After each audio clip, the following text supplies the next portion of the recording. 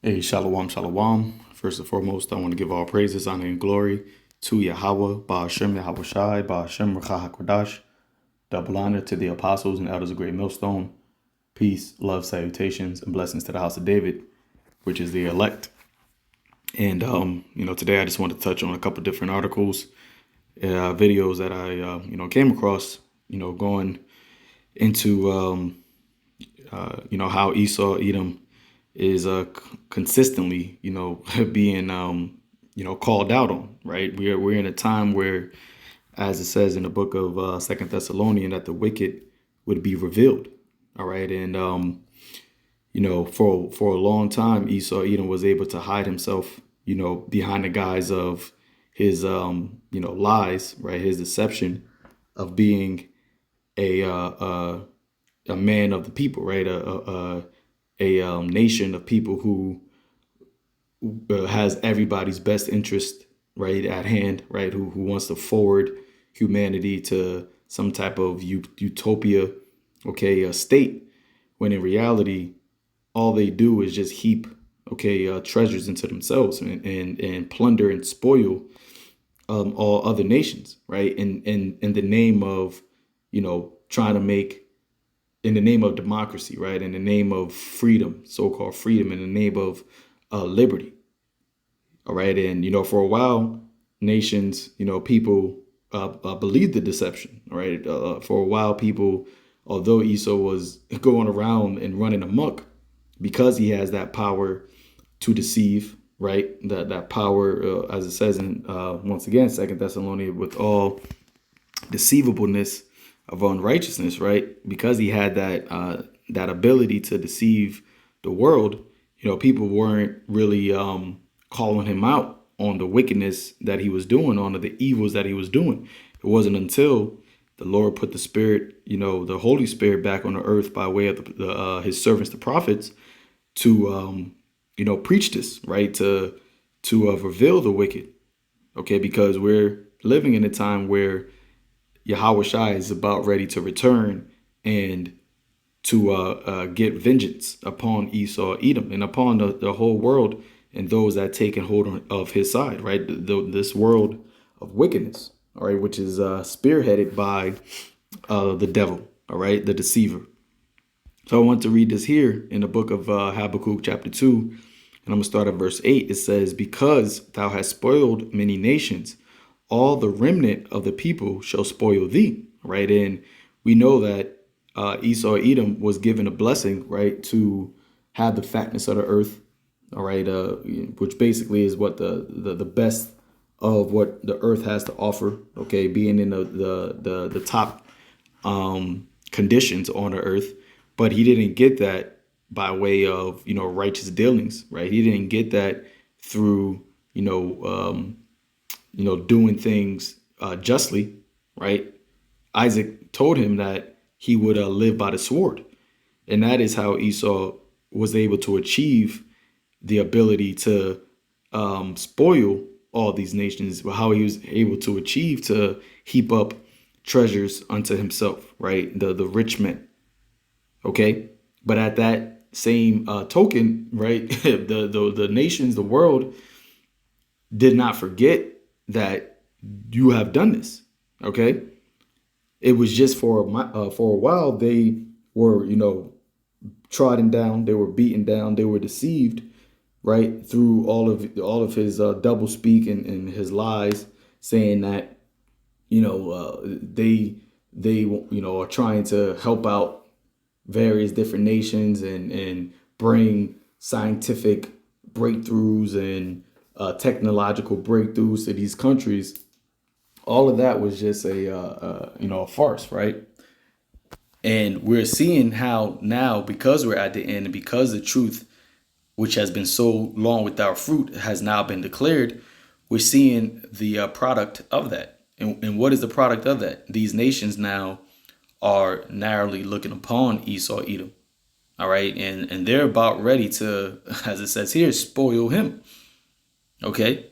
They're about ready to get their hands upon him, as it says in the book of Job. Let me pull that up real quick. Job chapter 20. Job chapter 20, verse,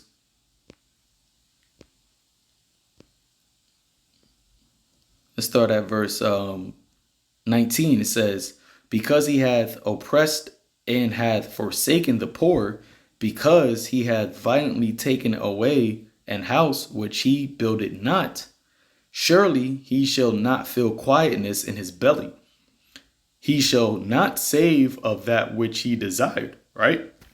So Esau having this mindset, especially these, regular Joe Schmo Edomites, with the over here in America, that these and it's actually happening over in other westernized countries, and like in the EU.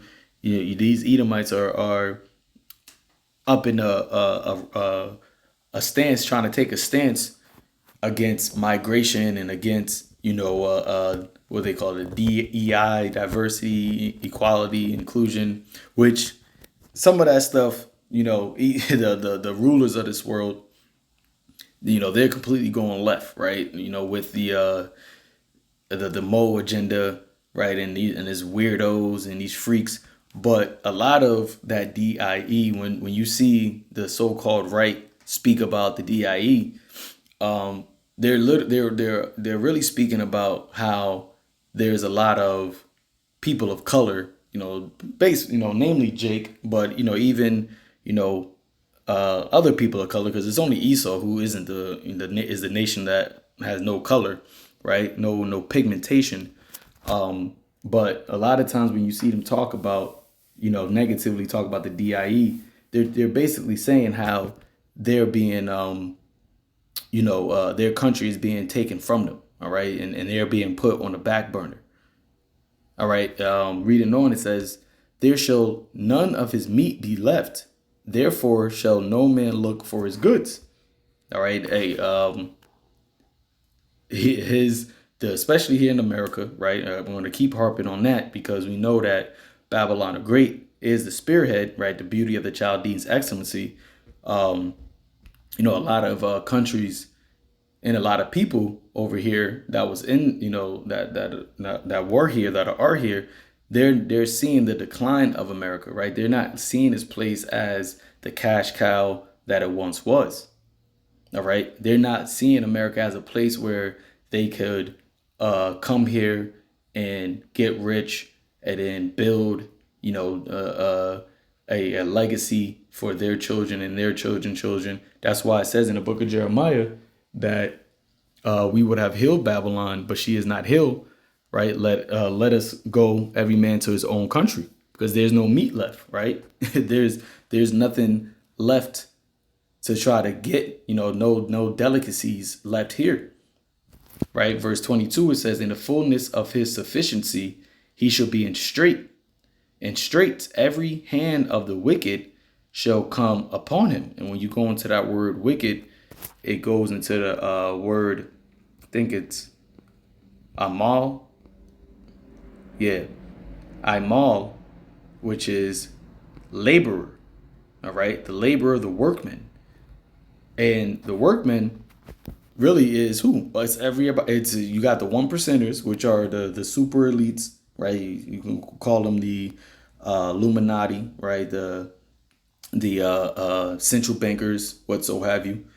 All right, and then you have everybody else. Even it's funny because even Esau is such a greedy bastard that he has a majority of his own people in this position of a laborer, right? Of a workman. Okay, and that is why, as it says, as Yahweh Shah said, Satan's house being divided cannot stand. See, but now we're in a time where all of the hands of the laborers, the workmen, the common folk, the laymen are coming up against Esau and his establishment, right, and his way of ruling. All right, they're seeing it as being completely demoralizing, right? It's a complete failure. All right, and on top of that, let's go back to Habakkuk. Right, let's read this back in verse 8. It says, because thou hast spoiled many nations, all the remnant of the people shall spoil thee because of men's blood. and for the violence of the land of the city and all that dwell therein. See? And that's what Esau has done. He's lived by the sword. He has gone around and just sheds men's blood, right? Ezekiel 35 says what? That since he have not hated blood, right? Esau, he can go and slaughter, bomb a whole town, bomb a wedding ceremony, right? Poison, chemical, biological warfare, and it doesn't bother him, right? He can kill 10,000 people and, go to sleep easily because he is a bloody bastard, man. He's a bloody man. But the Lord requires that, man. And that's what he didn't consider. He didn't, especially when it comes to the blood of the saints, right? The blood of the Israelites. He didn't consider the latter end of it. So now, this is why you got such things like this happening more and more frequently, right? You got things like this happen more and more frequently where you got these other nations, right? These other heathen nations are now aggressively coming against Esau, Edom, right? the women and the men, or shall I say the men and the women, right? Nobody has any type of remorse, right? Actually, let me pull that up. Nobody has any type of nobody feels bad for Esau because there's nothing to feel bad about. See, the scripture says, when thou shalt cease from spoiling, then thou shalt be spoiled. So now you want to come out with this, diversity, equality, inclusion, right? Try to make this place a place for everybody to have an equal platform there. Having talks, which they ain't gonna do it, but they having talks of reparations.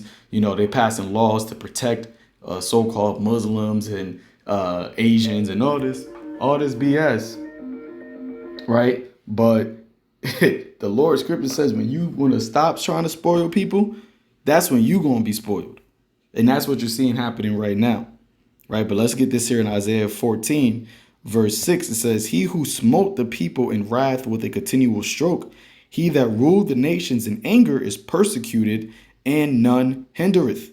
Right?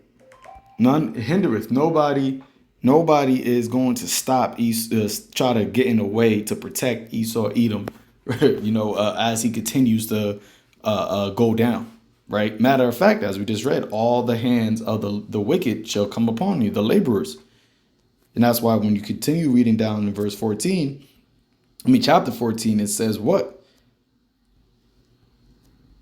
How art thou fallen, verse 12, how art thou fallen from heaven, O Lucifer, son of the morning? How art thou cut down to the ground, which didst weaken the nations, right?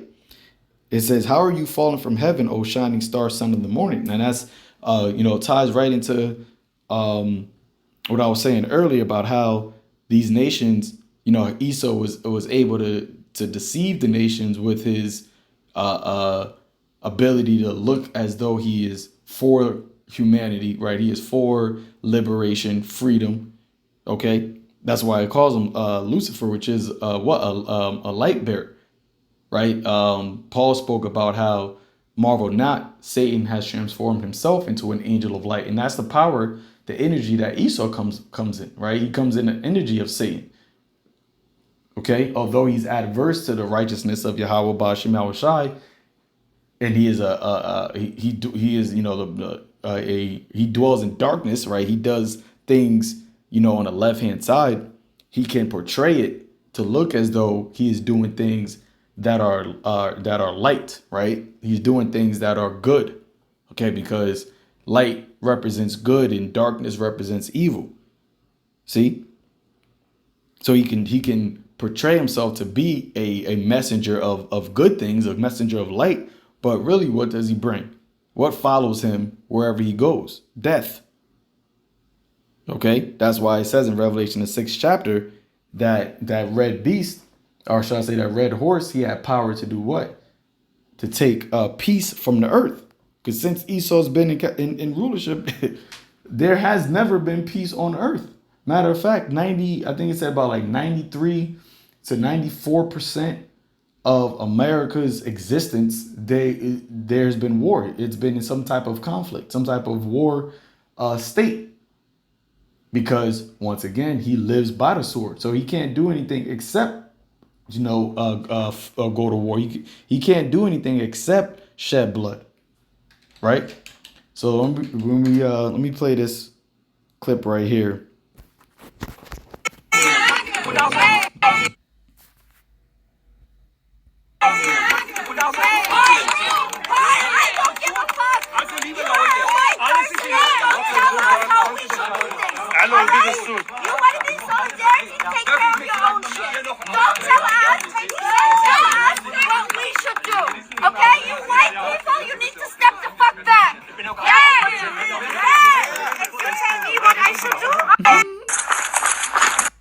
Okay, you hear that?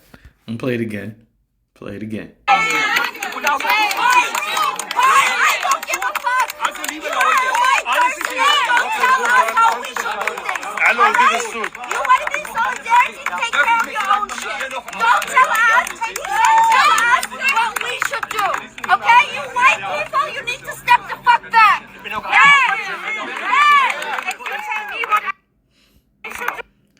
So hey, there you have it, man. And like I said, this is just becoming a common theme now, throughout the world, because we are, seeing how the Lord is operating, man. How He's bringing Esau, Edom to, to the dust, right?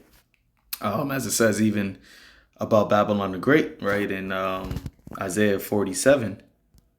Okay, because when you speak about Babylon the Great, although it's speaking about the actual country, the government, right, America, but who's ruling America? Okay, who are the ones that have the position of being the rulers of the earth right now? It's Esau, Edom. So yeah, this is speaking about Babylon, but it also is connected to Esau.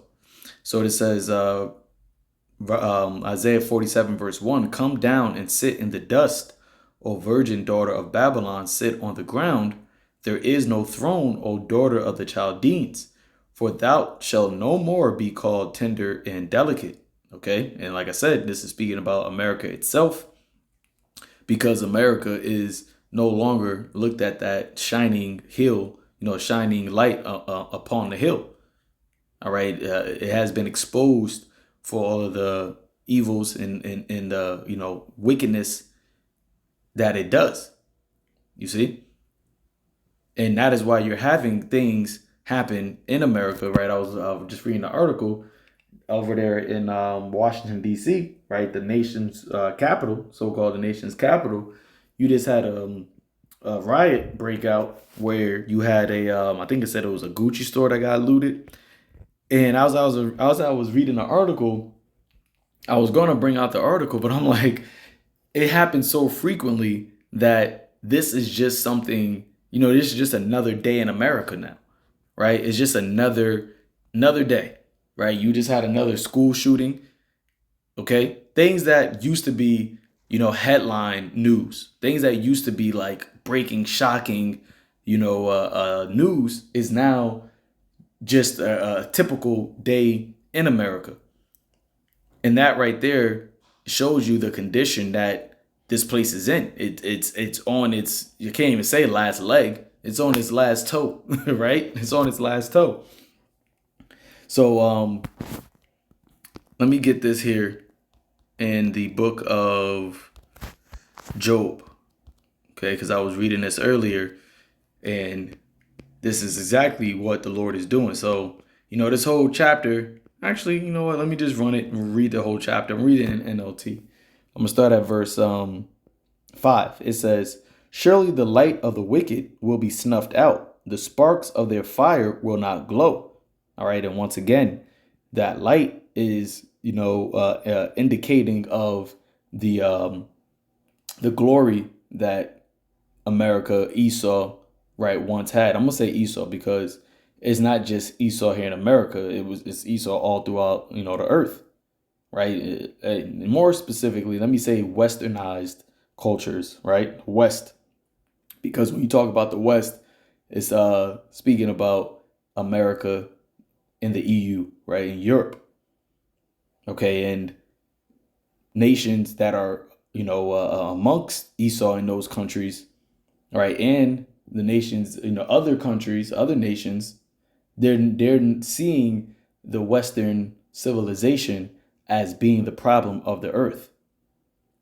Okay, even Eastern Europeans like Russia is coming up against the Western Europeans, which is, another sign of Satan house being divided.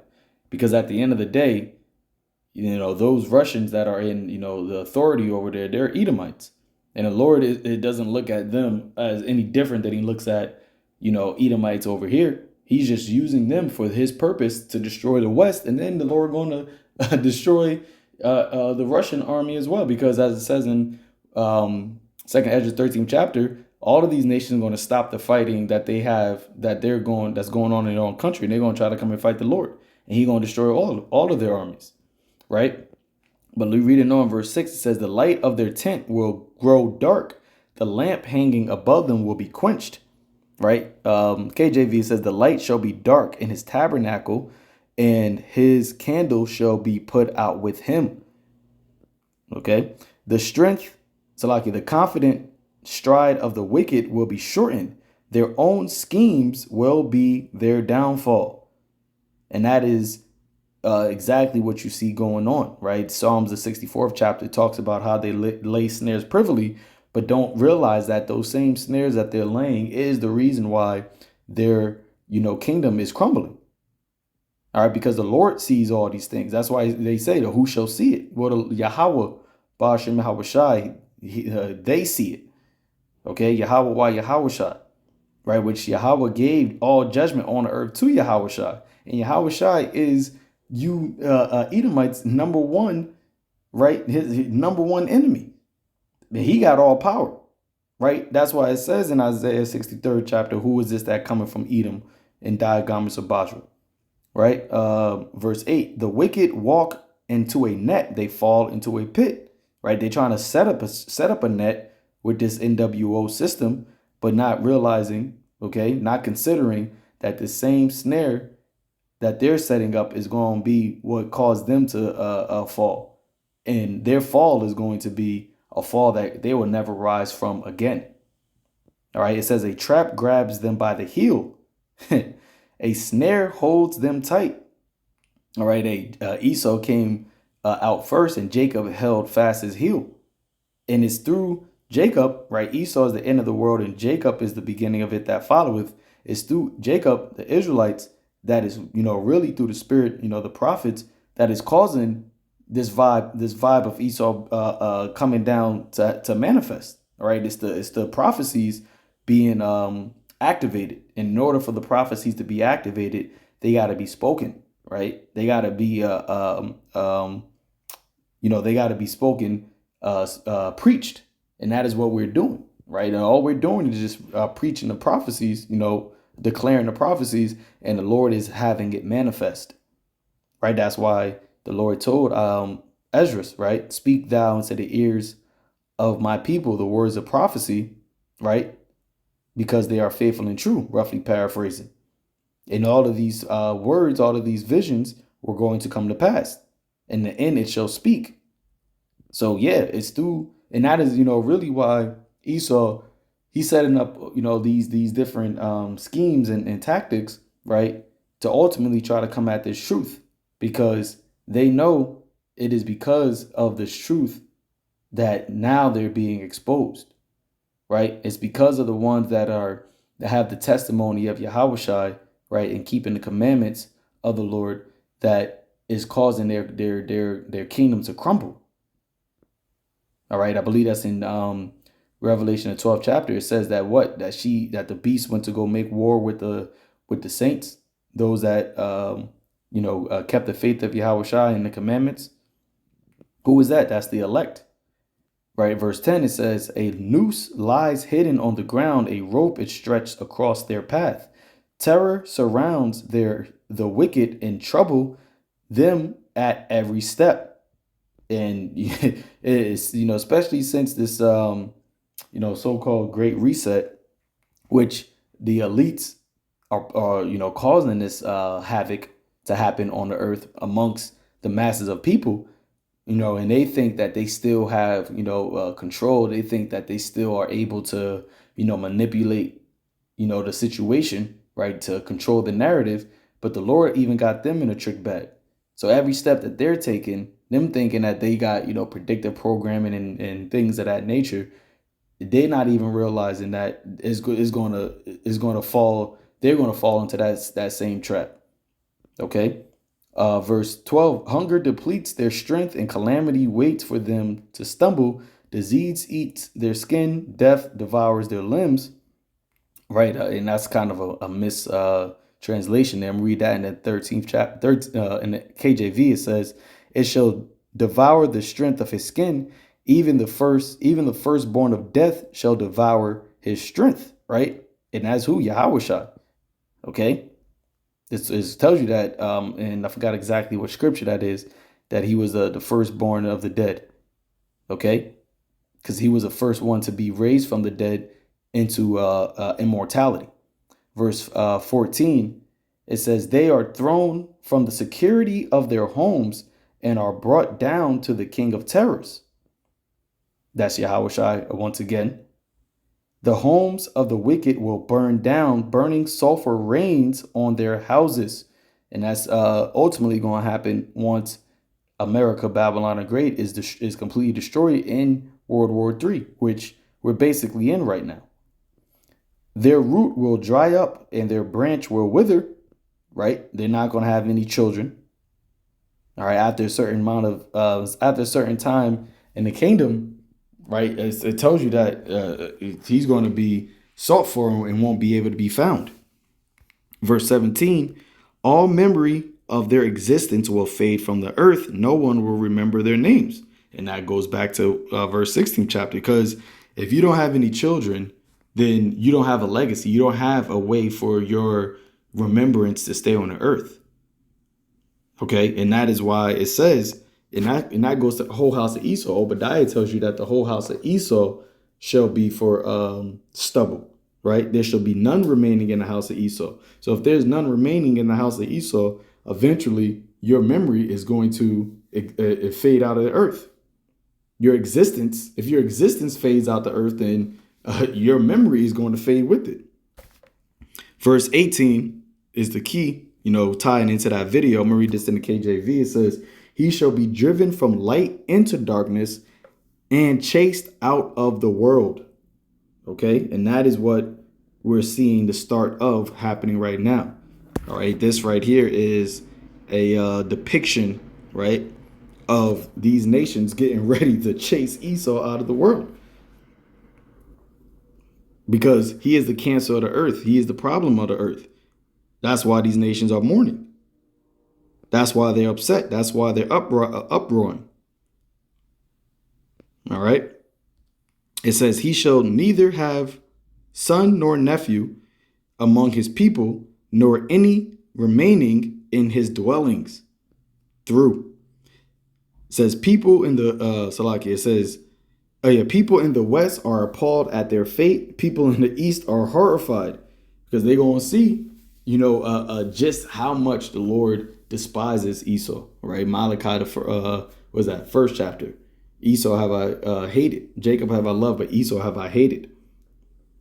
And the Lord is going to show Romans the 9th chapter, the vessel of wrath fitted to destruction.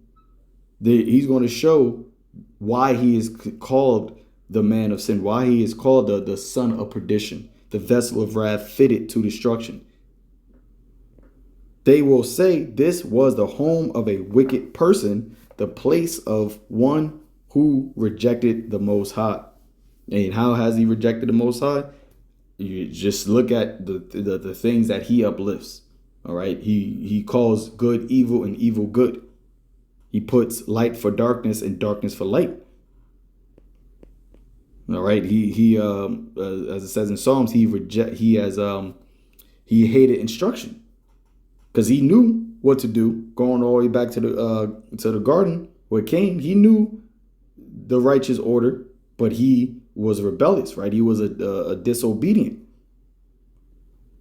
And he continued in that same mindset up until this very time. But now is the time for his judgment. Okay, now is the time for the Lord to pay Esau, Edom back for all of the atrocities and wickedness that he's been doing, since since the garden.